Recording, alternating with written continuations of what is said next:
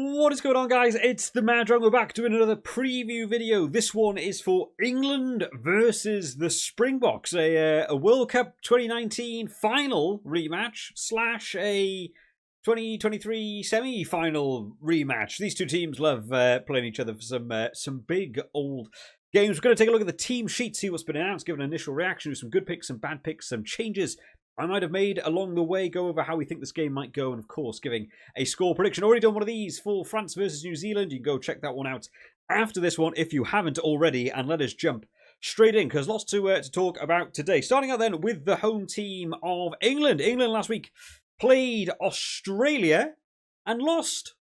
Not one I was expecting, honestly, going into it. I had England down as good favourites for that one. I thought they played decently against New Zealand in that opening week. Australia have been one of these teams that has fluctuated throughout the Rugby Championship. I thought England would just gel together and they'd be able to seal that game out. A couple of injuries along the way for them. Decent attack and things going okay for them. But just not being able to seal out that game right at the end. Australia fighting right to the end and sneaking it in, what was it, like the 84th minute or something. The big question for me from that game was about that defensive structure that we know England have pushed throughout the Six Nations, and as they've developed through the year. Steve Borthwick really wants this fast, off-the-line blitz defence, absolutely punishing teams. They're getting narrow victories in the victories they have had over the year. It's always a narrow victory. They're just about doing enough. And then they are also losing games. They typically tend to be narrow losses as well. But at the end of that game last week, it was just, I kept looking at the players and thinking, these guys are just blowing air. They are knackered. And I don't necessarily think it's a player problem. I just think it's a huge ask on players to do that for the full 80 and have such high intensity, such high physicality, blitzing off the line, and then it's only one pass, you've got to run back another 5 meters, then you've got to blitz off again. And I just think as that game gets on, you get more and more tired, and it asks a lot. Taking a look at some of the stats that were from last week as well, 36 missed tackles across that game for England was a lot.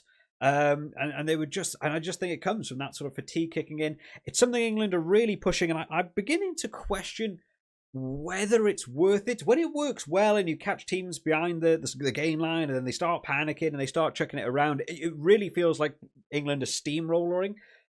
It's just if a team is able to deal with it, it doesn't seem to be paying off into be monster victories and it's working well. And if it goes wrong, it tends to really punish them at the end. I'm beginning to have my own doubts about whether it's a system worth, pursuing as they get, maybe aiming for that next World Cup. But taking a look at the team going into this week then, Ellis Genge, Jamie George and Will Stewart taking over that front row. Lineouts looked good for them last week, 11 from 11. That's 100% for the lineouts, which is good. Scrummaging, 67% in the scrums for England. And Australia have a good old front row. South Africa have a better one. That's just the thing with South Africa. We saw it last week with, chucking on the 7 forwards. Scotland dealt with it well. And then until it didn't. And then once it starts going, it starts really going. Big old test for these English forwards to be able to take on the South African, bomb squad when they eventually come on. Scrummaging, a couple of things going wrong for them last week. Could be seeing it again this week. Big old task. Lock department. Itoje going in alongside of George Martin once again. Heavy ball carrying. It's going to be a physical game going up against the Springboks. You always expect it. Back row. Replacement coming in this week because Tom Curry last week, oh man, just getting knocked around like a pinball and eventually going off the field. Luckily, he was okay. But missing out on this game. Cunningham South going in alongside of Sam Underhill and Ben Earl in that number 8 shirt. So again, big presence, big physical presence, which is nice to see. Sam Underhill going to be a big one. Turnovers were pretty good last week. I mean, number of turnovers 20, but turnovers 1, 3. For England actually being able to get over the ball, jackal, take that ball back off them, compared to a team like Australia who got 8 last week. This is going to be an area that I think Sam Underhill will add a good presence for. We know how good he is in that breakdown area, and being able to just try and stop South Africa from dominating the ruck department, I think will be, a decent move. But also Cunningham South been playing really well. Ben Earl still a hard ball carrying player as well. Physical old game. I'm personally really looking forward to it. Halfback partnership, switching it up this week. Van Poortvliet going in alongside of Marcus Smith. Marcus Smith for me is still the 10. Keep him at 10 and let him do 10 things. Poortvliet coming in the 9. I think they're looking for a switch up. Yeah, Spencer maybe not impressing a lot of people along the way, so a different a different attitude at 9, a bit more energy, someone to try and get that ball out a bit quicker and not maybe let South Africa reset their own defensive line as quickly as could be a big one. Will they look to go for as many box kicks? It was one area that I thought was actually doing okay, was the box kick game last week. But, South Africa are a team that want to get into that as well. They don't mind doing the kicking battle. If anything, I would try and avoid just giving them the ball and let them do another 6 carries through the forwards.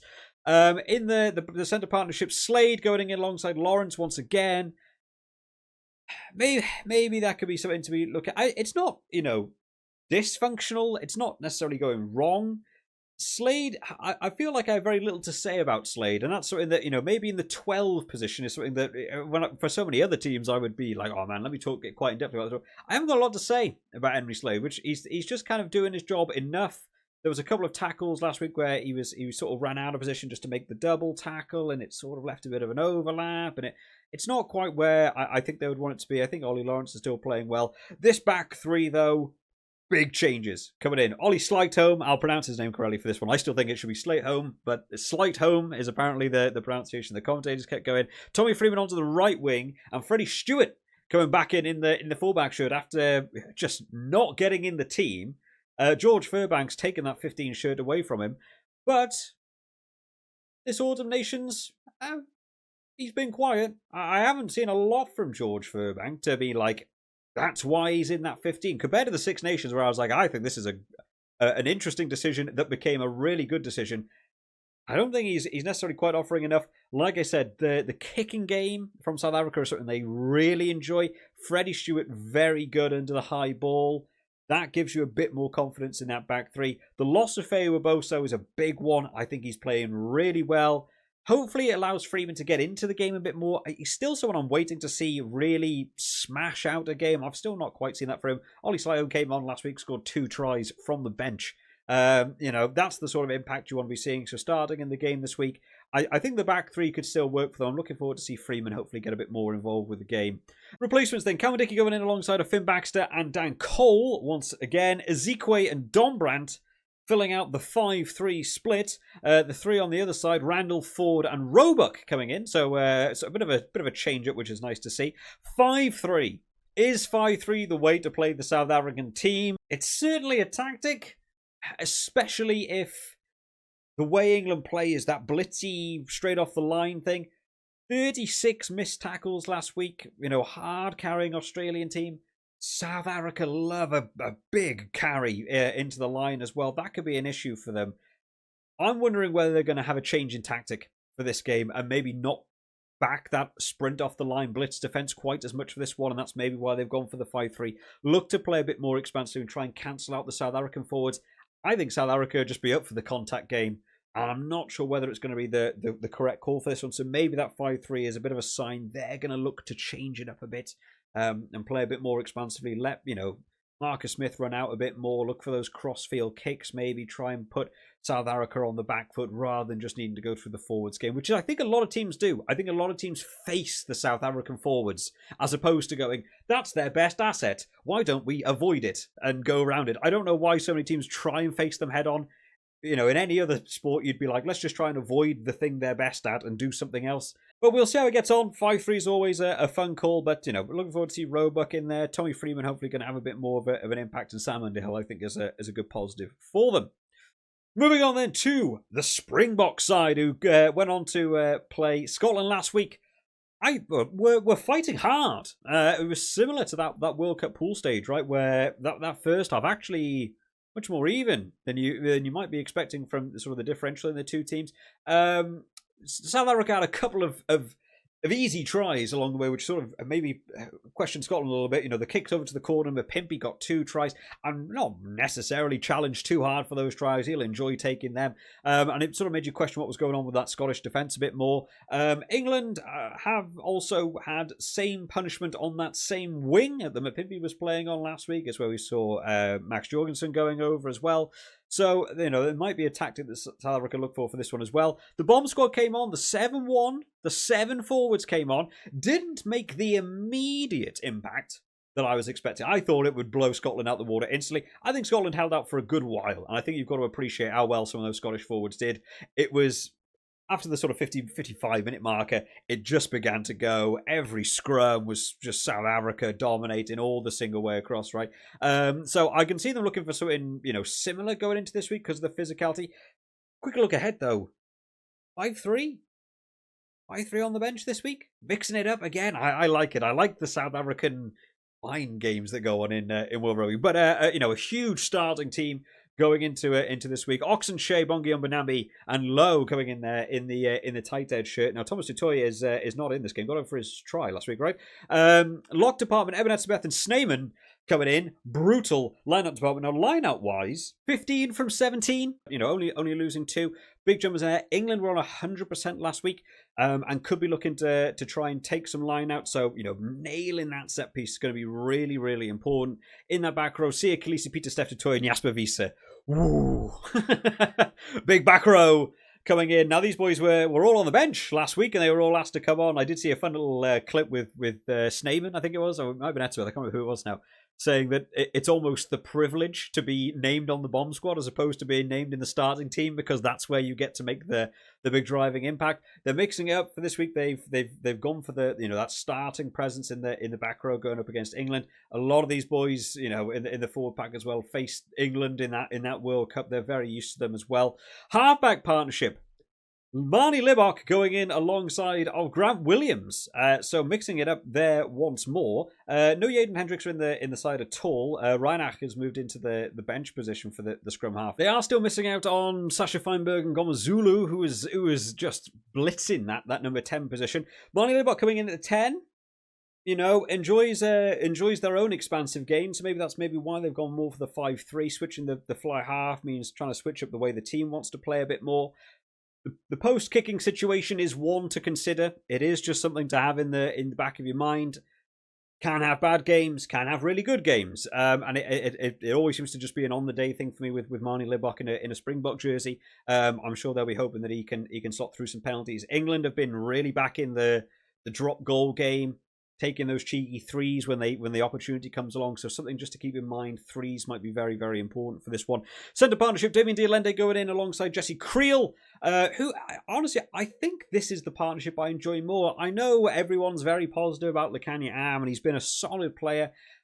Honestly, I feel like he's still not quite slotted in for me. Lukhanyo Am coming in there. He had a nice turnover last week, but just defensively, I don't think he's quite as gelled as Dialende and Jesse Creel are, and I really feel like the defensive partnership is far more settled when it's these two boys than actually having Lukhanyo Am, which is interesting. And you can also switch Creel out onto the wing if you have an injury there. So I actually kind of prefer this partnership, and I think Creel's played very well over the course of the year. And then finish off in the back three. Arendse goes in alongside of Cheslin Colby and Afaleli Fassi. Here's the three boys that we saw across the Rugby Championship causing chaos. It's a bit of a shame we haven't got to see any more of Edwill van der Merwe. Was someone I was really looking forward to see more. I think we saw him for one game, right, which was like against Wales in the summer, and I don't think we've seen him since. So I can't think of a game we've seen since. I thought he had a really good game. I would like to see more from him, but I just can't get a look in this team. Wingers is a depth area for South Africa, but there's two very, very dangerous lads. The total switch up in the side compared to what was last week. Arendse and Colby out on the wing. Fassi's looking for those cross-field kicks, looking to run. Libbok, the change at fly half, shows a more expansive game. 5-3 on the bench. They're not going to look to stick it to forwards. I can see South Africa wanting to play much more wide, which has been exciting in the Rugby Championship, so I'm looking forward to see that as well in this one. Replacement bench then. Malcolm Marks going alongside Stina Camp and Vincent Koch. Elroy Lowe and Quagga Smith will be finishing out the 5-3. The three backs to replace Cobus Reinach going in alongside Pollard and Am, and I think you've got decent enough coverage there with the 5-3, working very nicely. You've got Am probably looking to come on at centre. Creel's going to move to the wing. Pollard can also go in at 12, right? I think he's done 12 before, so he could also go in there if you needed him to. In terms of fullback, I assume Pollard's going to be happy to go in at fullback as well if you need to. Colby can also play fullback as well. So you've got great coverage in the backs. This South African team is really building to be one of those teams that is just Lego bricks, and people just go wherever you want, even in the forwards. We've seen Peter Steph Dutoy play about 5 different places. They don't really care, which is a very valuable thing to have in the world of international rugby. So going in to this one, how do we think the score is going to go. What do we think is going to happen?